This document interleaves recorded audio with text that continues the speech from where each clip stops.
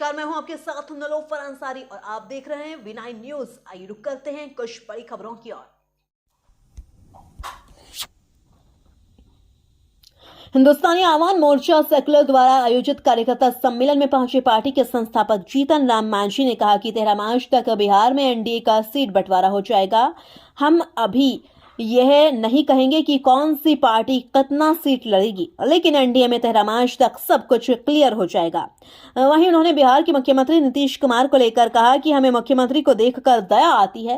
उन्होंने कहा कि नीतीश कुमार हमेशा से हमें ये बोलते थे कि हम उनके कृपा से मुख्यमंत्री बने हैं, तो आज हम ये कहेंगे कि वह अब हमारी कृपा से मुख्यमंत्री बने हुए हैं।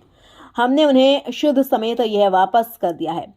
उन्होंने राजद पर तंज कसते हुए कहा कि तेजस्वी यादव राजद को बाप की पार्टी बोलने के बयान पर बिहार के पूर्व मुख्यमंत्री जीतन राम मांझी ने प्रतिक्रिया देते हुए कहा कि माई के साथ बाप की पार्टी बोल दिया तो हम कहेंगे कि वह भाजपाई भोजाई बहन बहनोई के पार्टी बना लें, लेकिन उनको लोकसभा में एक भी सीट नहीं मिलने वाली है। हम लोग 400 सीट जीतकर नरेंद्र मोदी के झोली में डालेंगे।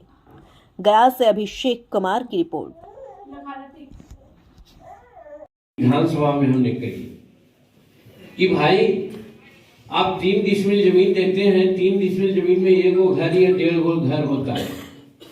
आप समझते हैं कि हम 17वीं शताब्दी के आदिमवासी हैं क्या, जो एक ही घर में हमारी बेटी रहे, हमारा दामाद रहे, हमारा बेटा रहे, हमारी पुतोह रहे, अब हम बुढ़वा बुढ़िया भी रहे, तीनों एक ही घर में है संभव?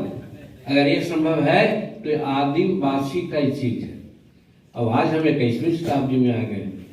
हमको क्या करना चाहिए? हमको कम से कम 3 घर बनाइए, हमको बरामदा सहित बनाइए, टॉयलेट बनाइए, शौचालय बनाइए। हम सुगर रखते हैं, हम बकरी रखते हैं, हम लेरू पालते हैं, उसके लिए गौशाला बना दीजिए। हमको पानी दीजिए, बिजली दीजिए। इतना करने में कम से कम 3 लाख रुपया लगता है। तो आप मत दीजिए 1.5 लाख, आप मत दीजिए 5 लाख घर, आप 2.5 लाख घर दीजिए, लेकिन आप 3 लाख रुपया दे करके 3 मकान बनाइए, जो आज के आधुनिक युग में इज्जत पूर्वक रहने का सबब हो। ये कोई गलत है क्या? ये बात समझाना होगा। और सौभाग्य से या दुर्भाग्य से अगर जीतन मांझी 2 महीना 3 महीना रह जाता है, यानी कि जून 2015 तक रह जाता, तो ये दोनों काम को डंडा मार करके बिहार में करवा देता। आज कोई नहीं रहता कि ये बात कार्यकर्ताओं को समझाइए, घर में समझाइए, वोट मांगने जाते हैं तब समझाइए। और इसीलिए हम कहते हैं मेरे पास तो 20 नहीं, हम 60 मेंबर बिहार में जीत सकते हैं, 60 मेंबर। लेकिन हम डालते हैं कि पैसा मेरे पास नहीं आएगा, हमको कोई पैसा नहीं देगा। लेकिन संगठन है, आप संगठित हो जाइए समूचे बिहार में, तो डंका की चोट से हम 20 सीट तो जरूर लावेंगे। और जब 20 सीट लावेंगे तो इस चीज को जैसे भी होगा हम लागू करवा देंगे। ये होना चाहिए कि नहीं? तो होना चाहिए। तो इसके लिए खाली ये नहीं कहिए कि हम संगठित होंगे, ये करेंगे, वो करेंगे, हमको भाषण नहीं देने दिया गया, पल्ला करने दिया। एक गुण जो हमने किया गरीबों के लिए, इसको आप आम जनता के सामने कहिए कि जीतन मांझी ये करना चाहते हैं, हमारी पार्टी ये करना चाहते हैं, इसलिए आप वोट करें। ये बात भूल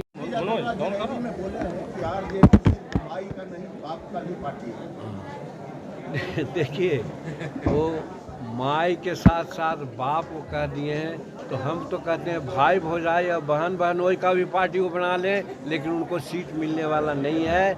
हम लोग 400 सीट बिहार में नरेंद्र भाई मोदी जी के झोली में डालेंगे। वो ये भी बोले हैं कि आज़ादी के बाद जो काम नहीं हुआ था वह 17 महीना के महागठबंधन सरकार। एकदम झूठ, महाझूठ। कॉन्स्टिट्यूशन का ज्ञान नहीं है। जो कॉन्स्टिट्यूशन से अनभिज्ञ है वही ऐसा बोल सकता है कि यहाँ पार्लियामेंट्री सिस्टम है, और पार्लियामेंट्री सिस्टम में मंत्रिमंडल का हेड होता है चीफ मिनिस्टर, न कि कोई मंत्री कंसर्न। सिर्फ नौकरी देने की बात उन्होंने क्यों की? सारा ज़मीन जो हड़प कर करके कुछ कार्यकर्ता उनके रखे हुए हैं, उसको काहे ने उन्होंने निराकरण कर दिया। या और आज अस्पतालों में डॉक्टर नहीं है, सब डॉक्टर की पोस्टिंग क्यों नहीं करा दिया।